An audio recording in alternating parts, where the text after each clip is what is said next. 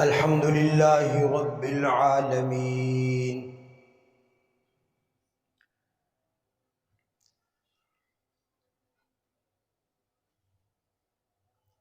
الحمد لله الذي نزل الفرقان على عبده ليكون للعالمين نذيرا. الحمد لله الذي خلق السماوات والأرض وجعل الظلمات والنور.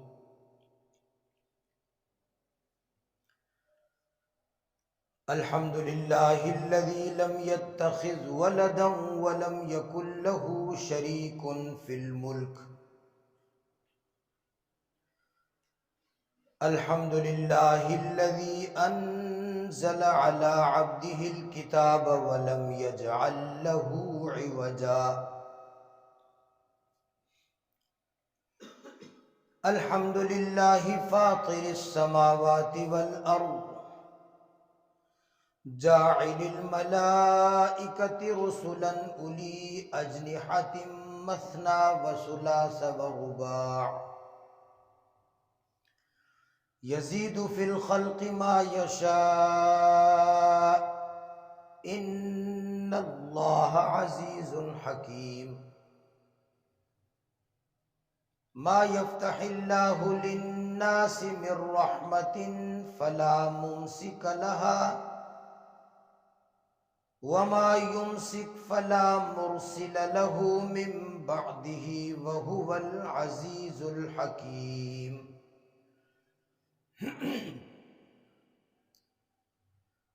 ونشهد أن لا إله إلا الله وحده لا شريك له لا ند له ولا ضد له ولا معين له ولا معاون له لا مثل له ولا مثال له ولا مثيل له ولا مماثل له لا ولد له ولا والد له ولا كفو له ولا عشيرة له لا إله إلا الله وحده لا شريك له. ونشهد أن سيدنا وأيدنا وجيدنا وقيدنا وهادينا ومهدينا ومرشدنا وقائدنا وطبيبنا وطبيب قلوبنا وحبيبنا وحبيب ربنا ومأوانا وملجانا ونبينا محمدا عبده ورسوله صلى الله تعالى عليه وعلى آله وأصحابه وبارك وسلم تسليما كثيرا كثيرا. أما بعد فأعوذ بالله من الشيطان الرجيم. بسم الله الرحمن الرحيم. إنا أرسلناك شاهدا ومبشرا ونذيرا لتؤمنوا بالله ورسوله وتعزروه وتوقروه وتسبحوه بكرة وأصيلا. إن الله وملائكته يصلون على النبي يا أيها الذين آمنوا صلوا عليه وسلموا تسليما. اللهم صل على محمد وعلى آل محمد كما صليت على إبراهيم وعلى آل إبراهيم إنك حميد مجيد. اللهم بارك على محمد وعلى آل محمد كما باركت على إبراهيم وعلى آل إبراهيم إنك حميد مجيد. آدمی کا جسم کیا ہے جس پہ نازاں ہے جہاں، آدمی کا جسم کیا ہے جس پہ نازاں ہے جہاں، ایک مٹی کی عمارت ایک مٹی کا مکان، خون کا گارا بنایا اینٹ اس میں ہڈیاں، چند سانسوں پر کھڑا ہے یہ خیالی آسماں، موت کی پرزور آندھی جس دم آ ٹکرائے گی، یہ عمارت ٹوٹ کر پھر خاک میں مل جائے گی۔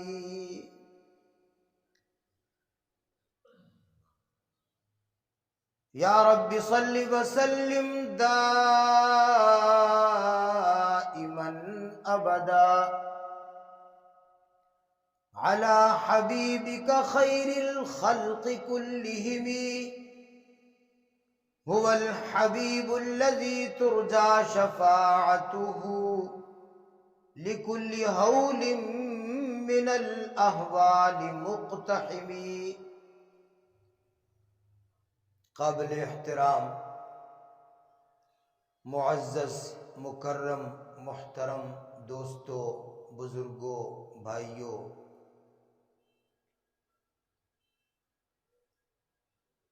محبت رسول کے عنوان پر اس سے پہلے پچھلا جمعہ اور اس سے بھی پچھلا جمعہ بیان ہوا ہے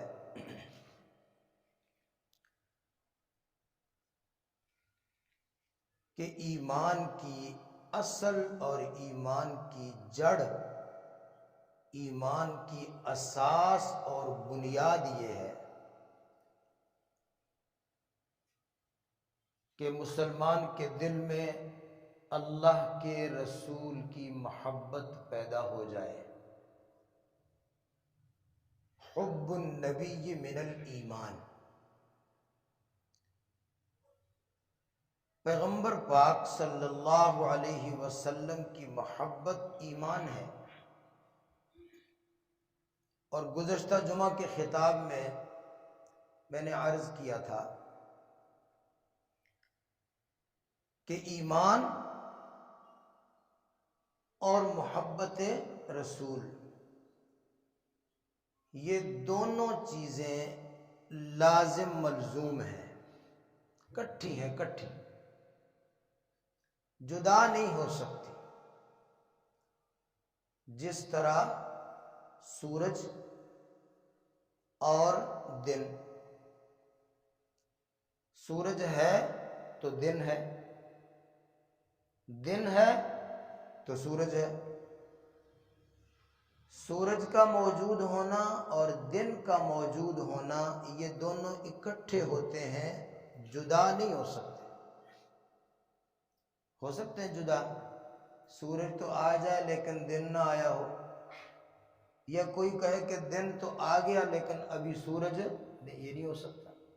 سورج جیسے غائب ہوگا دن بھی اس کے ساتھ ہی غائب ہو جائے گا۔ اگر دل سے محبت رسول نکل گئی ساتھ ہی ساتھ ایمان بھی ختم ہو جائے گا، پھر وہ دل ایمان سے خالی ہے۔ جو دل محبت رسول سے خالی ہے وہ دل ایمان سے بھی کیا ہے؟ خالی ہے۔ اور جس دل کے اندر ایمان کا سرمایہ، ایمان کی دولت موجود ہے، تو لازمی بات ہے کہ اس دل میں محبت رسول بھی موجود ہے۔ یہ لازم ملزوم اور یہ اکٹھی بات ہے، جدا نہیں ہو سکتے۔ دونوں اکٹھی ہوں گی، اور اگر ایک نکل گئی تو دوسری بھی نکل گئی۔ اس کے بعد میں نے یہ عرض کیا تھا کہ جناب رسول اللہ صلی اللہ علیہ وسلم کے ساتھ حضرات صحابہ کرام کس طرح محبت کرتے تھے، کس طرح حضور کی تعظیم کرتے تھے، کس طرح حضور کی عزت کرتے تھے۔ تعظیم، احترام، محبت صحابہ کیسے کرتے تھے، اس حوالے سے میں نے آپ کے سامنے چند ایک واقعات پہلے عرض کیے۔ یہ اس لیے عرض کرنے ہیں کہ محبت کا طریقہ وہی اللہ کو پسند ہے جس طریقے سے صحابہ نے حضور سے محبت کی ہے۔ اگر ہم کوئی طریقہ ایجاد کر لیں محبت کا کہ حضور صلی اللہ علیہ وسلم کے ساتھ محبت کرنے کے لیے ہم کوئی طریقہ ایجاد کر لیں، ہم اپنے جذبات یا اپنی طبیعت، اپنے مزاج کے مطابق کوئی طریقہ نکال لیں اور یہ کام کریں کہ جی یہ محبت رسول ہے، اللہ کے ہاں وہ محبت قبول نہیں ہوگی۔ اللہ کے ہاں وہ محبت قبول ہے جو اس طریقے کی محبت ہو جس طریقے سے صحابہ نے حضور سے محبت کی۔ مثال کے طور پر میں ایسے کرتا ہوں کہ نبی پاک صلی اللہ علیہ وسلم کے روضہ اقدس کی تصویر بنا کر اپنی ٹوپی اپنی پگڑی پر لگا لیتا ہوں، یا نبی پاک صلی اللہ علیہ وسلم کا نعل مبارک، حضور کا جوتا مبارک، اس کا نقشہ بنا کر میں اپنی پگڑی پر، اپنی ٹوپی پر، اپنے سینے پر لگا لیتا ہوں، اور کیا کہتا ہوں کہ یہ میں اس لیے کر رہا ہوں کہ یہ نبی پاک صلی اللہ علیہ وسلم کے ساتھ میں محبت کر رہا ہوں۔ یہ اظہار محبت ہے۔ لیکن اس کا ایک منفی پہلو بھی ہے، میں ہر وقت تو پاک نہیں ہوتا، میں ہر وقت تو پاک نہیں ہوتا، کبھی میں پاک ہوتا ہوں، کبھی میں ناپاک ہوتا ہوں۔ پھر یہ ہے کہ وہی قمیص پہنا ہوا، وہی ٹوپی پگڑی جس کے اوپر میں نے حضور کا جوتا مبارک لگا لیا یا روضہ مبارک لگا لیا، یا نبی پاک صلی اللہ علیہ وسلم کی مہر مبارک جس پہ لکھا ہوا ہے محمد الرسول اللہ، وہ مہر مبارک میں نے اپنی پگڑی پر، اپنی ٹوپی پر یا اپنے سینے پر لگا لیا، اور اسی طرح میں بیت الخلاء چلا جاتا ہوں۔ اسی طرح میں کیا کرتا ہوں، میں بیت الخلاء میں چلا جاتا ہوں۔ تو بظاہر میں نے یہ نمایاں کیا ہوا کہ میں نبی پاک صلی اللہ علیہ وسلم کے ساتھ بڑی محبت کرتا ہوں، دیکھو میں نے حضور کی مہر مبارک کو یہاں لگایا ہوا ہے، دیکھو میں نے حضور کے نعل مبارک کو اپنی پگڑی پر لگایا ہوا ہے، اپنی ٹوپی پر لگایا ہوا ہے،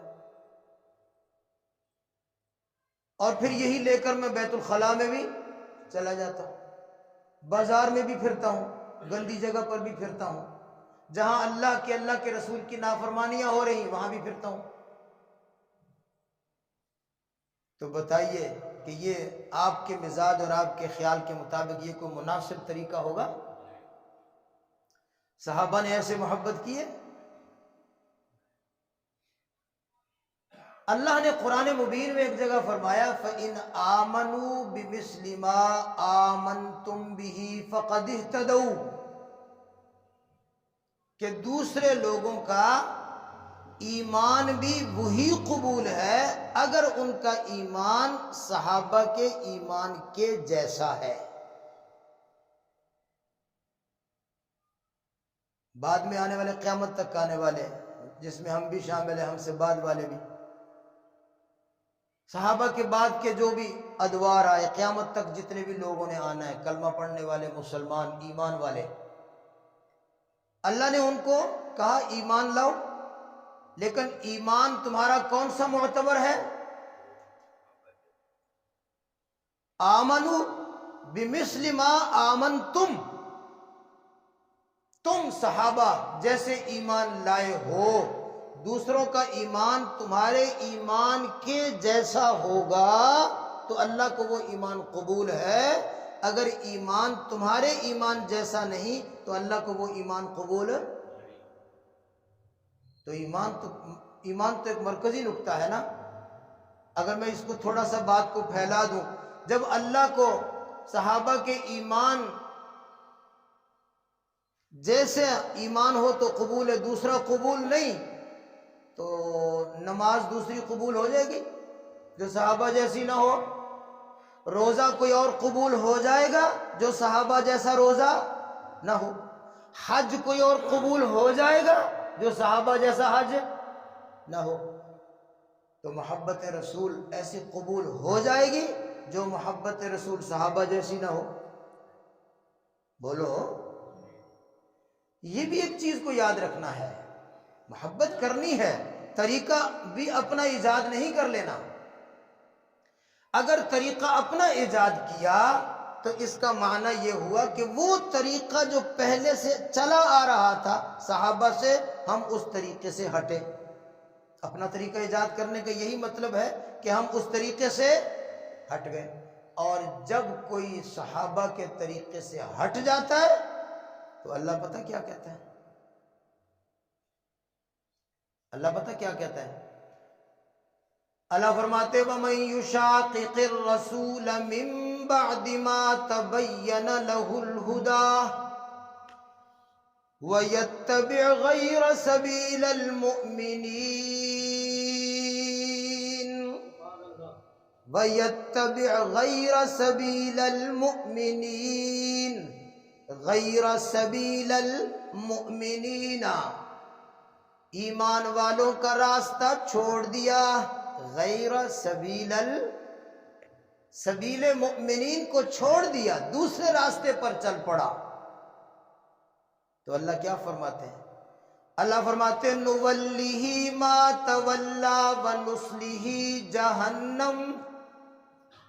مجھے معنی کرنے کی ضرورت نہیں ہے، اتنا تو آپ سمجھتے ہیں کیا کہہ رہے ہیں اللہ۔ نُوَلِّهِ مَا تَوَلَّى، نُوَلِّهِ مَا تَوَلَّى، اس کا معنی پتہ کیا ہے؟ اللہ فرماتے ہیں پھر ہم ایسے آدمی کو دیکھ کر کہتے ہیں جا جدھر جانا ہے چلا جا۔ نُوَلِّهِ مَا تَوَلَّى، جدھر جانا ہے جا، ہماری حفاظت تیرے ساتھ نہیں، ہماری مدد تیرے ساتھ نہیں، ہماری محبت تیرے ساتھ نہیں، ہماری خوشی تیرے ساتھ نہیں، ہماری رحمت تیرے ساتھ نہیں، جا جدھر جانا جا۔ جیسے ہم پنجابی میں کہتے ہیں جا جتھے مرضی دفع ہو جا، جا جتھے مرضی دفع ہو۔ نُوَلِّهِ مَا تَوَلَّى، جا جتھے مرضی دفع ہو، وَنُصْلِهِ جَهَنَّمَ، پھر ہمارے جب قابو میں آئے گا نا قیامت کے دن تو ہم پکڑیں گے گردن مروڑ کر جہنم میں پھینک دیں گے۔ کس کو؟ جس نے صحابہ کا راستہ چھوڑا، غیر سبیل المؤمنین، جس نے ایمان والوں کا راستہ چھوڑا۔ یہ اتنا ضروری اور اتنا لازمی ہے کہ اپنے آپ کو صحابہ کے راستے پر رکھنا ہے۔ تھوڑا سا ہٹ گئے نا، سورۃ فاتحہ پڑھتے ہیں، یہ تو ہر مسلمان ماشاءاللہ بچے بچے کو یاد ہے، ہر مسلمان بچے بچے کو انشاءاللہ کہو یاد ہے، اراکین اسمبلی مستثنا ہے، ان کو یاد نہیں، جو آپ کی اسمبلی کے ارکان ہیں نا وہ ان کو الگ کر لو، ان سے ہٹ کر، کیونکہ ان سے کبھی سنو تو ان کو نہیں آتا۔ یہ دیکھو نا بھائی جان نے کہا کہ ان کو کلمہ بھی نہیں آتا، جن کو آتا ہے ان کو سیدھا نہیں آتا، ٹیڑھا میڑھا آتا ہے۔ یہ جو آپ کی اسمبلیوں کے ارکان نا وزیر مشیر بنے بیٹھے ہیں اور ہمارے اوپر روب جھاڑتے ہیں کہ جی ہم بڑی ڈگریوں والے ہیں، تو انہیں تو پتہ ہی کسی شہدہ نہیں، تمہیں تو علم ہی کسی بات کا نہیں ہے، مجھے علم نہیں ہے، مجھے کہتے ہو مجھے علم نہیں ہے، میرے سینے میں پورا قرآن ہے، 114 صورتیں ہیں، اور اللہ کے فضل و کرم سے بخاری اور مسلم، ابو داؤد، نسائی، ترمذی، ابن ماجہ، پوری حدیث کی کتابیں، مسند احمد شریف، پوری حدیث کی کتابیں میرے سینے میں موجود ہے۔ مجھے کہتے ہو علم نہیں ہے؟ علم تمہارے پاس نہیں ہے کہ تمہیں کہا جائے نا کلمہ سنا دو، تو کلمہ اگر آ بھی گیا نا، سنا بھی دیا، تو ونگا چبا، ٹیڑھا میڑا، سیدھا کلمہ نہیں آتا۔ ان کو سیدھا کلمہ نہیں آتا، یقین جانیں، سیدھا کلمہ صاف، جس کا اعراب صحیح ہو، حروف صحیح ہو، نہیں آتا۔ صحیح کلمہ لا الہ الا اللہ محمد الرسول اللہ، ایسے آتا ہے ان کو؟ وہ کوئی ادھر لاہور میں ایک اجتماع میں ہمارا ایک وزیر اعلیٰ ہوتا تھا، آج کل جیل میں دھکے کھا رہا ہے، تو وہ کہتا ہے لا الہ الا اللہ، یہ جامعہ اشرفیہ کے اجتماع میں کلمہ سنا رہا، لا الہ الا اللہ، یہ تو حال ہے ان کا۔ تو الحمدللہ سورۃ فاتحہ مبارک جو ہے یہ مسلمان کے بچے کو آتی ہے۔ میں نے کہا ارکان اسمبلی نکالنے، کہیں بعد میں مجھے آپ پکڑ لیں کہ جی آپ نے کہا کہ ہر کسی کو، ہر بچے کو آتی ہے، دیکھو فلانے وزیر کو تو نہیں آتی، تو میں اس لیے پہلے اپنے آپ کا بچاؤ کر رہا ہوں، ان کو نکال لو۔ اس میں ہم کیا پڑھتے ہیں؟ سورۃ فاتحہ جب ہم پڑھتے ہیں، اس سورت کا ایک نام سورت دعا بھی ہے۔ کیا نام ہے؟ سورت دعا۔ دعا کا کیا مطلب؟ کہ یہ سورت اللہ نے ہمیں طریقہ بتایا کہ ایسے مجھ سے دعا کرو، ایسے مانگو۔ اس سورت مبارکہ کا ایک نام تعلیم مسئلہ بھی ہے۔ اس سورت کے 24-25 نام ہیں، سمجھ گئے؟ اس سورت کے کتنے نام ہیں؟ 24-25 نام ہیں۔ ایک نام شفا بھی ہے، ایک نام ام القرآن بھی ہے، ایک نام فاتحۃ الکتاب بھی ہے، ایک نام تعلیم مسئلہ بھی ہے، ایک نام اس کا رقیہ بھی ہے، ایک نام اس کا سورت حمد بھی ہے، ایک نام اس کا سورت استعانت بھی ہے۔ یہ کئی نام ہیں۔ سورت دعا بھی اس کا نام ہے، سورت دعا، دعا ہے اس سورت میں۔ تعلیم مسئلہ، اللہ نے ہمیں سکھایا ہے مانگنے کا طریقہ۔ تعلیم مسئلہ کہ اللہ نے ہمیں اس صورت میں سکھایا ہے مانگنے کا طریقہ، کہ اگر تم نے مجھ سے مانگنا ہے تو ایسے مانگو۔ کیا طریقہ بتایا؟ فرمایا کہو الحمدللہ رب العالمین۔ سب سے پہلے تم نے اللہ سے مانگنا ہے نا، تو ایسے ہی ڈائریکٹ سیدھے آ کر نہ کہو کہ یا اللہ فلانی چیز دے دے، فلانی چیز نہ، پہلے اللہ کی حمد و ثنا کرو، پہلے اللہ کی تعریف کرو، پہلے اللہ کی شان بیان کرو۔ کہو الحمدللہ رب العالمین،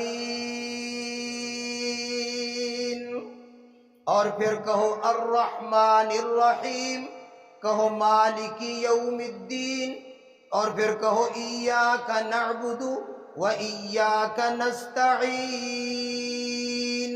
اس طرح اللہ جل جلالہ کی حمد و ثنا، اس کی مدح، اس کی تعریف، اس کی عظمتیں، اس کی کبریائی، اس کی بادشاہی، اس کی شہنشاہی کو بیان کرو، اور پھر یہ کہو اہدنا الصراط المستقیم۔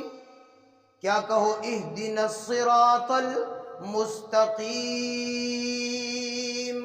اے اللہ ہمیں سیدھا راستہ دکھا دے، اے اللہ ہمیں سیدھا راستہ، ذرا توجہ کرنا، اے اللہ ہمیں سیدھا راستہ دکھا دے۔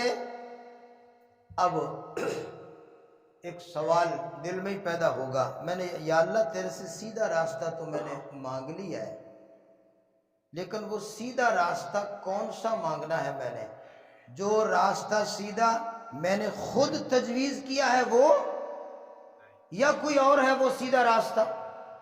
یہ سوال بھی حل کرنا ہے کہ سیدھا راستہ جو میں نے خود سیدھا سمجھ لیا ہے، میں نے تجویز کر لیا ہے، میں نے بنا لیا ہے، یہ سیدھا راستہ ہے۔ جیسے میں نے عرض کیا کہ ہم خود طے کر لیتے ہیں کہ جناب حضور صلی اللہ علیہ وسلم سے میں نے اس طرح محبت کرنی ہے، اپنا طریقہ بنا لیا، تو سیدھا راستہ بھی میں نے اپنا بنایا ہوا ہے، وہ چاہیے۔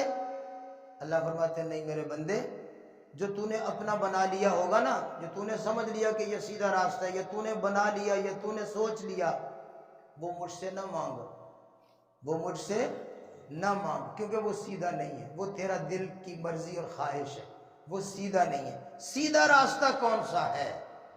جو تو مجھ سے مانگنے والا ہے اور میں تجھے وہ دوں گا، وہ کون سا؟ کَصِرَاطَ الَّذِينَ أَنْعَمْتَ عَلَيْهِمْ، وہ راستہ جس راستے پر وہ لوگ چلے جن پر تو نے انعام فرمایا، وہ راستہ جن لوگوں کے اوپر تو نے انعام کی بارشیں کی، وہ جس راستے پر چلے وہ ہے سیدھا۔ سیدھا وہ نہیں جو میں خود بنا لوں، سیدھا کون سا ہے؟ جس پر وہ لوگ چلے جن پر اللہ کا کیا ہوا؟ انعام ہوا۔ انعام اللہ کا کس پر ہوا؟ سب سے پہلے تو اللہ کے پیغمبر ہیں، پیغمبروں پر انعام ہوا، دوسرے نمبر پر پھر پیغمبروں کے متبعین، جس کو اللہ نے ایک جگہ لسٹ بیان فرما دی، ایک جگہ اللہ نے لسٹ کن کن پر انعام ہوا نمبر وار فرمایا، انعم اللہ علیہم من النبیین والصدیقین والشہداء والصالحین، فرمایا اللہ کا انعام نبیوں پر، کس پر ہے؟ نبیوں پر، پھر اس کے بعد اللہ کا انعام صدیقوں پر، کس پر ہے؟ صدیق۔ صدیق آپ جانتے ہیں جو نبی کے ساتھ ساتھ، نبی کے ساتھ ساتھ ہر وقت نبی کے ساتھ، وہ صدیق ہوتا ہے۔ جتنے نبی آئے اتنے صدیق بھی آئے، ہر نبی کے ساتھ صدیق، ہر نبی کے ساتھ ہے، یہ صدیقین ہو گئے۔ انعم اللہ علیہم من النبیین والصدیقین والشہداء، اور کون ہے؟ اللہ کے راستے میں جاننے دینے والے، اللہ کے راستے میں جاننے دینے والے شہید، والصالحین، اور نیک لوگ اولیاء اللہ، وہ ان کا راستہ سیدھا ہے۔ سیدھا راستہ وہ نہیں جو میں خود بنا لوں، سیدھا راستہ وہ نہیں جو میں خود بنا لوں۔ میں نے آپ کو پہلے مثال دی ہے کہ میں خود ہی ایک راستہ بنا لیتا ہوں، بھئی اس طریقے سے میں نے حضور سے محبت کرنی ہے، اللہ کے ہاں وہ قبول نہیں ہوگا۔ اللہ جل جلالہ کے ہاں وہ محبت قبول ہے جو اس طریقے اور اس نقشے کی محبت ہے جو نقشہ صحابہ کرام نے امت کو دیا ہے، جس طرح صحابہ نے محبت کی ہے۔ اب اس سے دونوں باتیں ذہن میں بٹھانی ہے، ایک نبی پاک کی محبت اور دوسرا صحابہ کا طریقہ، ایک محبت رسول، دوسرا طریقہ صحابہ، یہ یاد رکھنا، ورنہ غیر سبیل المؤمنین نولہ ما تولی ونصلہ جہنم وساءت مصیرا۔ سمجھ رہے بات؟ طریقہ وہ ہے جو کس کا طریقہ ہے؟ اب دیکھو صحابہ کا کیا طریقہ۔ حضرت سعد بن عبادہ رضی اللہ تعالی عنہ، میں چھوٹے چھوٹے واقعات میں، سعد بن عبادہ رضی اللہ تعالی جلیل القدر صحابی ہے، بڑا رئیس ہے، سردار ہے، سید الانصار، انصار قبیلے کا سردار ہے سعد بن عبادہ، یہ چھوٹا آدمی نہیں ہے۔ یعنی اس سے آپ کو اندازہ ہوگا کہ جب نبی علیہ الصلوۃ والسلام کی وفات ہوئی ہے تو سعد بن عبادہ کے قبیلے کے لوگوں نے آپس میں مشورہ کر لیا کہ حضور کے بعد خلیفہ حضور کا سعد بن عبادہ کو بنانا ہے۔ کیا مشورہ کیا؟ حضور کے بعد حضور کا خلیفہ کس کو بنانا ہے؟ ہم نے سعد، اس درجے کا صحابی ہے کہ سارے مدینے والوں نے اکٹھے ہو کر کہا ہم نے کس کو بنانا ہے؟ یہ سعد بن عبادہ، یہ ہے خلیفہ، نبی علیہ السلام کا جانشین، اس کو بنانا ہے۔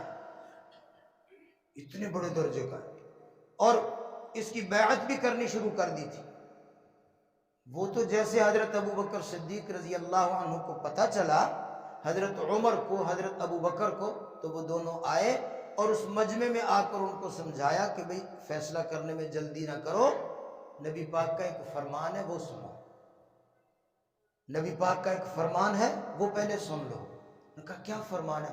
کہا حضور نے فرمایا تھا الائمۃ من قریش، کیا فرمایا تھا؟ الائمۃ من قریش، میرے بعد جو خلیفہ ہوں گے نا سب سے پہلا کس کا حق ہے؟ قریشی کا۔ قریشی جو حضور کے خاندان کا بندہ قریشی النسل ہو، یہ اس کا حق ہے۔ اچھا حضرت سعد بن عبادہ، اچھا یہ بات ہے، فوراً دستبردار ہو گئے اور پورے قبیلے والوں نے کہا ٹھیک ہے جی اب قریشی ہوگا تو قریشی بنو۔ تو پھر سوچ بچار مشورہ، تھوڑی سی رد و قدا، باس مباحثہ، حضرت ابوبکر صدیق چونکہ قریشی بھی ہیں اور سب سے حضور کے قریبی بھی ہیں، حضور کے مصلی کے وارث بھی ہیں، چلو جی ان کی بیعت کر لو، یہ ہمارے خلیفہ ہیں۔ اس طرح خلافت نامزد ہوئی تھی۔ تو میں یہ سعد بن عبادہ کس درجے کا آدمی ہے، کتنا اونچا آدمی ہے، سردار ہے۔ نبی پاک صلی اللہ علیہ وسلم حضرت سعد بن عبادہ کو ایک دفعہ ملنے آئے۔ سعد بن عبادہ گھر میں بیٹھے ہیں، حضور صلی اللہ علیہ وسلم نے دروازے پر آ کر زور سے کہا السلام علیکم۔ کیا کہا؟ ذرا خیال کرنا، السلام علیکم۔ کون کہہ رہا؟ بولو، زور سے بولو، محبوب پاک کا نام لینے سے تو سینہ ٹھر جاتا ہے۔ کون کہہ رہا؟ ہمارے محبوب۔ کیا کہہ رہے؟ السلام علیکم۔ کس کو کہہ رہے؟ سعد بن عبادہ۔ ان کے گھر کے افراد، دروازے پر آقا کھڑے ہیں، کہتے ہیں السلام علیکم، سلام پیش کر رہے ہیں۔ کیا کر رہے ہیں؟ حضور ان پر کیا پیش کر رہے ہیں؟ سلام۔ یہ بہت بڑی دعا ہے، یہ بہت بڑا اعزاز ہے کہ اللہ کا نبی کہے تجھ پر سلام، اللہ کا نبی کہے تجھ پر، اللہ اکبر، کہ اللہ کا نبی کہے میرا نام لے کر، تیرا نام لے کر، فلاں کا نام لے کر، اللہ کا نبی کہے تجھ پر سلام، کتنا بڑا اعزاز ہے، کتنا بڑا اعزاز ہے۔ یہ اعزاز مجھے آپ کو بھی حاصل ہو سکتا ہے، میں عرض کرتا ہوں۔ اچھا حضرت سعد بن عبادہ نے سن لیا، دروازے پر آقا دو عالم کھڑے ہیں اور کیا کہہ رہے ہیں؟ بولو السلام علیکم۔ حضرت سعد نے منہ میں جواب دیا، زور سے جواب نہیں دیا کہ کہیں میرا جواب حضور سن نہ لے، منہ میں کہا وعلیکم السلام، آہستہ سے کہا، اتنا آہستہ کہا کہ تاکہ حضور میرا جواب سن نہ لے۔ حضور نے نہیں سنا کیونکہ انہوں نے کہا ہی بہت آہستہ۔ تو نبی پاک نے دوبارہ پھر کہا السلام علیکم یا آل سعد، اے سعد کا خاندان تم پر سلام ہو۔ کہو سبحان اللہ۔ صحابہ کی کتنی شان ہے، دونوں جہانوں کا سردار، آقا دو عالم، پیغمبروں کا امام، افضل الرسل، امام الرسل، سید البشر، امام الجن والانس، رسول الثقلین، امام الحرمین، آج سعد بن عبادہ کے دروازے پر اور سلام پیش کر رہے ہیں، اے سعد کا گھرانہ تم پر سلام ہو، سعد کا گھرانہ تم پر سلام ہو۔ حضرت سعد بن عبادہ نے پھر جواب دیا، لیکن آہستہ بولے، زور سے جواب نہیں دیا تاکہ نبی پاک صلی اللہ علیہ وسلم میرے جواب کو سن نہ لیں، آہستہ سے بولے۔ نبی پاک نے پھر نہیں سنا کیونکہ وہ آہستہ بول رہے تھے۔ آپ نے تیسری مرتبہ فرمایا السلام علیکم۔ کیا کہا؟ اے آل سعد، اے سعد کا گھرانہ تم پر سلام ہو۔ حضرت سعد نے پھر بالکل آہستہ سے جواب دیا اور زور سے نہیں بولے۔ نبی پاک صلی اللہ علیہ وسلم نے یہ سوچا کہ شاید گھر میں موجود نہیں، شاید گھر میں یا گھر میں موجود ہو لیکن اتنا مصروف یا سوئے ہوئے ہوں گے میری آواز سن نہیں رہے۔ 3 دفعہ سلام کہنے کے بعد جب جواب نہیں سنا تو نبی پاک صلی اللہ علیہ وسلم واپس تشریف لے جانے لگے۔ حضور کا یہ طریقہ تھا کہ 3 دفعہ سے زیادہ آپ کسی کو سلام نہیں کرتے تھے۔ دروازہ بھی کھٹکھٹانا بس 3 دفعہ، اس کو عربی میں استیزان کہتے ہیں، استیزان 3 دفعہ۔ ہماری طرح نہیں ہے کہ کبھی ہمارا فون آ رہا ہے نماز کے اندر، ہم نے فون نہیں اٹھایا، وہ بھی جوان پھر ایسا پکا ہے کہ کری ہی جاتا ہے، کری ہی جاتا ہے، کری ہی جاتا ہے، چھتی کالے کرتے ہیں۔ یار تیری عقل کام نہیں کرتی، میرا فون اگلا بندہ نہیں اٹھا رہا، خدا جانے سویا ہوا ہے، نماز میں ہے، گاڑی چلا رہا ہے، نہیں اٹھانا چاہتا، لوگ 36 دفعہ فون کر رہے ہیں۔ یہ جائز نہیں ہے، یہ جائز نہیں ہے۔ صرف 3 دفعہ، کتنی دفعہ؟ جواب ملا ٹھیک ہے، نہیں ملا بند کر لو، پھر دوسرے موقع پر بات کرو۔ نبی پاک نے یہ طریقہ، حضرت سعد کو تو یہ پتہ نہیں تھا کہ نبی پاک صلی اللہ علیہ وسلم 3 دفعہ تک اگر آپ کو جواب نہیں ملے گا تو آپ واپس چلے جائیں گے، ان کو یہ پتہ نہیں تھا، کیونکہ عرب میں بھی عادت تھی، بس دروازے پر کھڑے ہیں تو بس السلام علیکم دروازہ کھول، السلام علیکم دروازہ کھول، ٹھکا ٹھک ٹھکا ٹھک ٹھکا ٹھک۔ 1 دفعہ 2 دفعہ 3 دفعہ 4 دفعہ 5 دفعہ 10 دفعہ وہ کھڑے ہیں، شام تک کھڑے ہیں۔ کون؟ تو سعد کے ذہن میں بھی یہی تھا کہ حضور ابھی جائیں گے نہیں، لیکن حضور تیسری دفعہ سلام کا جواب نہ ملا تو واپس پلٹ گئے۔ اب سعد کو خیال آیا کہ ہو نبی پاک تو واپس چلے گئے، جلدی سے نکلے، دروازہ کھولا، حضور کے پیچھے دوڑے اور جا کر حضور آپ واپس جا رہے ہیں؟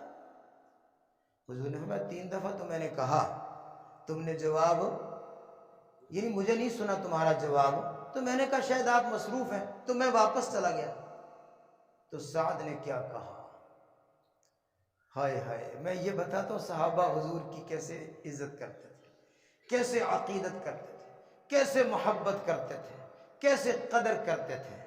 کہا حضور آپ کا سلام میں نے سنا، میں نے اس لیے جواب نہیں دیا تاکہ آپ دوبارہ مجھے سلام کریں، پھر بھی میں نے سنا، میں نے پھر جواب نہیں دیا تاکہ آپ مجھے پھر سلام کریں، میں نے پھر آپ کا سلام سنا، میں نے پھر زور سے جواب نہیں دیا تاکہ آپ مجھے پھر سلام کریں، کیونکہ آپ جتنی دفعہ سلام کرتے مجھے یقین آتا کہ اللہ کی اتنی رحمتیں مجھے مل جاتی۔ آپ 3 دفعہ 4 دفعہ 5 دفعہ 10 دفعہ آپ سلام کرتے رہتے، کیونکہ میں جواب دے دیتا آپ کا سلام رک جاتا۔ میرا مطلب یہ تھا کہ آپ سلام کرتے رہیں، اور جتنی دفعہ آپ کہیں اتنی دفعہ اللہ ہم پر رحمت نازل کرے گا۔ حضور کے سلام کی کتنی قدر کہ وہ اس بات کی لالچ اور حرص ہے کہ حضور مجھے سلامتی کی دعا دے دیں، 1 دفعہ نہیں 2 دفعہ، میرے پورے گھرانے پر رحمتیں ہی رحمتیں آتی رہیں گی۔ میرا تو حضرت یہ مطلب تھا، میں تو اس لیے تاکہ آپ بار بار میرے لیے دعا کریں، بار بار میرے گھر کے لیے دعا کریں، بار بار میرے گھر کے افراد کے لیے سلام کریں، اس لیے میں چپ رہا، رکا رہا۔ حضور نے پھر اس وقت فرمایا 3 دفعہ سلام کہنا چاہیے، جواب نہ ملے تو واپس، اس لیے میں واپس جا رہا تھا۔ کہا حضرت تشریف لائیے۔ نبی پاک صلی اللہ علیہ وسلم گھر میں تشریف لائے، سب سے پہلے حضور کے لیے بستر بچھایا اور کہا حضرت آپ نہانا ہے آپ نے؟ بعد گرمی کا موسم چل کے آئے، آپ نہانا چاہتے ہیں؟ نہانے کے لیے پانی کا انتظام، آپ غسل فرما لیں۔ حضور غسل فرما کر نکلے تو ایک کپڑا پیش کیا کہ اس سے اپنا جسم صاف کر لیں، جیسے تولیہ ہوتا ہے یا کپڑا ہوتا ہے۔ حضور نے اس سے بدن مبارک کو خشک کیا، ساری زندگی اس کپڑے کو دھویا نہیں ہے کہ اس سے نبی پاک کی خوشبو آ رہی ہے۔ یہ صحابہ کی محبت۔ ایک دفعہ نبی پاک صلی اللہ علیہ وسلم ایک اور صحابی کو ملنے گئے تو اس نے نبی پاک صلی اللہ علیہ وسلم کے قدم مبارک گنے کہ حضور میرے گھر تک کتنے قدم مبارک چل کر آئے. حضور کے قدم گن رہا ہے، 1 قدم 2 4 10 12 15 18 20. نبی پاک کتنے قدم چل کر میرے گھر آئے ہیں. ایک ایک قدم کے بدلے میں غلام آزاد کر دیا کہ آقا دو عالم میرے گھر تشریف لائے. ایک ایک قدم کے بدلے میں کیا کیا؟ غلام آزاد کیا. ایک ایک قدم کے بدلے میں گن گن کر صدقہ خیرات کیا کہ حضور میرے گھر اتنے قدم اٹھا کر تشریف لائے. میرے لیے اس سے بڑا کیا اعزاز اور کیا نعمت ہے کہ نبی پاک صلی اللہ علیہ وسلم میرے گھر آئے. ایک صحابیہ خاتون، ان کے پاس ایک روٹیاں لپیٹنے والا کپڑا، جس کو ہم کیا کہتے ہیں؟ پونا کہتے ہیں نا. ہاں، روٹیاں لپیٹنے والا کپڑا ہے. ظاہر ہے اس میں روٹیاں جب لپیٹتے ہیں، روٹیاں گھی والی بھی ہوتی ہیں تو وہ جلدی میلا ہو جاتا ہے، تو اس کو دھونا پڑتا ہے. 5-7 دن کے بعد دھوئیں گے، ورنہ وہ گندا لگے گا، میلا لگے گا. لیکن ایک صحابیہ خاتون ہے، وہ جب ان کا وہ پونا، وہ روٹیوں والا کپڑا، اس میں چکناہٹ ہو جاتی اور اس میں گھی وغیرہ زیادہ لگ جاتا، اس کو دھویا نہیں کرتی تھی بلکہ جلتے ہوئے تنور میں پھینک دیتی. روٹیاں لگانے کے لیے تنور جلایا، جلتے ہوئے تنور کے اندر کپڑا پھینک دیتی، اور پھر تھوڑی دیر کے بعد اس کو باہر نکالتی تو وہ دھلا ہوا ہوتا، صاف ستھرا. جلتا نہیں تھا بلکہ وہ کپڑا کیا ہوتا؟ صاف ستھرا. اس کا گھی وغیرہ میل کچیل جل گیا، کپڑا پھر دھلا ہوا نکل آتا. کسی نے پوچھا کہ یہ کیا عجیب بات ہے، کپڑا تو جل جاتا ہے، یہ تیرا پونا جلتا کیوں نہیں ہے اور تو اس کو دھوتی نہیں ہے؟ یہ تو نے عجیب طریقہ ہے، آگ پر جلا کر اس کو صاف کرتی ہے. اس نے کہا آقا دو عالم ایک دفعہ میرے گھر تشریف لائے، کہو صلی اللہ، پھر کہو صلی اللہ، پھر کہو صلی اللہ علیہ وآلہ وسلم. کہا آقا دو عالم میرے گھر تشریف لائے، میں نے آقا کے لیے ناشتہ تیار کیا. نبی پاک میرے گھر بیٹھے، دسترخوان لگایا، حضور کے سامنے ناشتہ رکھا، کھانا پیش کیا گیا. نبی پاک صلی اللہ علیہ وسلم نے میرے گھر میں بیٹھ کر کھانا تناول فرمایا، اور کھانا کھانے کے بعد آپ کے ہاتھوں کو کھانا لگا ہوا، گھی وغیرہ لگا ہوا، ہاتھوں کو چکنائی لگی ہوئی. آپ چاہتے تھے میں کسی برتن میں ہاتھ کو دھو لوں یا کپڑے سے صاف کر لوں. آپ نے جب کپڑا صفائی کرنے کے لیے ادھر ادھر دیکھا تو حضرت صحابیہ فرماتی ہیں میں نے وہی روٹیاں لپیٹنے والا پونا، وہی روٹیاں لپیٹنے والا کپڑا میں نے نبی پاک کو دے دیا. میں نے کہا حضور اس سے آپ اپنے ہاتھوں کو صاف فرما لیں. نبی پاک صلی اللہ علیہ وسلم نے اس کپڑے سے اپنے ہاتھوں کو صاف کر لیا. ہاتھوں کو آپ نے صاف کر کے کپڑا میرے حوالے کر دیا. فرمایا یہ کپڑا جس سے محبوب نے ہاتھ صاف کیے، میں اس کو دھوتی نہیں ہوں، تنور میں پھینک دیتی ہوں. جس کو آقا دو عالم کے ہاتھ لگے ہوں اس کو آگ جلا نہیں سکتی، اس کو آگ جلا، اس لیے میں آگ میں پھینک دیتی ہوں. اس کو تو آگ جلاتی نہیں ہے، میل کچیل ہوتی ہے، آگ اس کو صاف کر دیتی ہے، میں کپڑا نکال لیتی ہوں. کیسے صحابہ نے برکتیں حاصل کی، نبی پاک صلی اللہ علیہ وسلم کی ذات اقدس سے کس طرح محبت کی، کس طرح تعظیم کی، کس طرح قدر کی. میں تو یہی جملہ کہا کرتا ہوں کہ اللہ جل جلالہ وہ محبت جو صحابہ نے حضور سے کی ہے اس کا کروڑواں حصہ اللہ اگر مجھے نصیب فرما دے، کروڑواں حصہ اگر اللہ مجھے نصیب فرما دے، خدا کی قسم اگر مجھے اتنا بھی نصیب ہو گیا میں اور میرا خاندان پاک صاف ہو جائیں گے انشاءاللہ. دعا کرو اللہ ہمیں محبت رسول کا خزانہ اور سرمایہ نصیب فرمائے. میں نے عرض کیا کہ یہ جو بات ہے نا کہ حضور سلام کر رہے ہیں، السلام علیکم، تجھ پر سلام، تجھ پر سلام، تجھ پر سلام، یہ مجھے اور آپ کو بھی یہ سلام آقا کا مل سکتا ہے. میں سلام پھیرنے کے بعد جمعہ کے بعد میں آپ بتاؤں گا کیسے مل سکتا ہے انشاءاللہ۔ وآخر دعوانا ان الحمدللہ